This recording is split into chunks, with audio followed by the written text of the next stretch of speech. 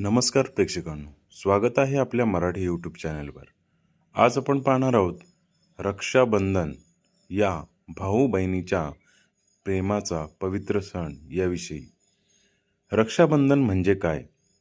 रक्षाबंधन हा भाऊ बहिणीचा प्रेम आणि विश्वासाचा सण आहे. या दिवशी बहीण भावाच्या मनगटावर राखी बांधते आणि त्याच्या दीर्घायुष्यासाठी आणि सुखसमृद्धीसाठी प्रार्थना करते. भाऊ बहिणीचे रक्षण करण्याची आणि तिच्या सर्व संकटांमध्ये साथ देण्याची प्रतिज्ञा करते. रक्षाबंधन 2026 तारीख 28 तारखेला रक्षाबंधन आहे. दिनांक 28 ऑगस्ट 2026, वार शुक्रवार.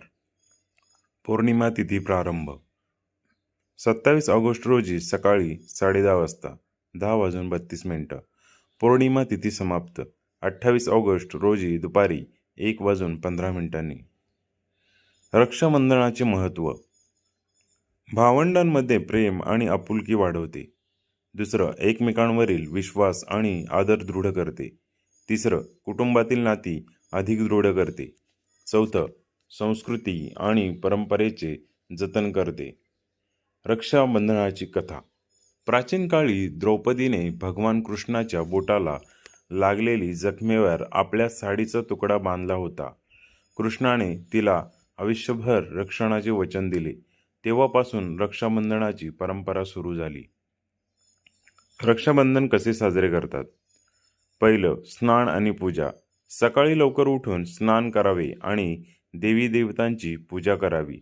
दुसरं, राखी बांधणे. बहीण भावाच्या उजव्या मनगटावर राखी बांधते आणि त्याच्या दीर्घायुष्यासाठी प्रार्थना करते. तिसरं, तिलक आणि आरती. बहीण भावाच्या कपाळावर तिलक लावते आणि आरती उतरवते. चौथं, गोड पदार्थ. भावाला गोड खाऊ घालते आणि त्याच्या आनंदाची कामना पूर्ण करते. पाचवं, भेटवस्तू. भाऊ बहिणीला भेटवस्तू देतो आणि तिचे रक्षण करण्याचे वचन देतो. रक्षाबंधनाची इतर नावे. पहिलं, राखी पौर्णिमा. दुसरं, श्रावणी पौर्णिमा. तिसरं, नारळी पौर्णिमा. रक्षाबंधन विशेष गोष्टी. पहिला, हा सण श्रावण महिन्याच्या पौर्णिमेला साजरा होतो. दुसरं, यंदा हा सण 28 ऑगस्ट 2026 रोजी आहे. तिसरं, या दिवशी चंद्राची पूजा करणे शुभ खूप मानले जाते. चौथं, समुद्रदेवतेची पूजा केली जाते. पाचवं, हा सण भारतातच नव्हे तर नेपाळ आणि इतर देशातही साजरा होतो. संदेश.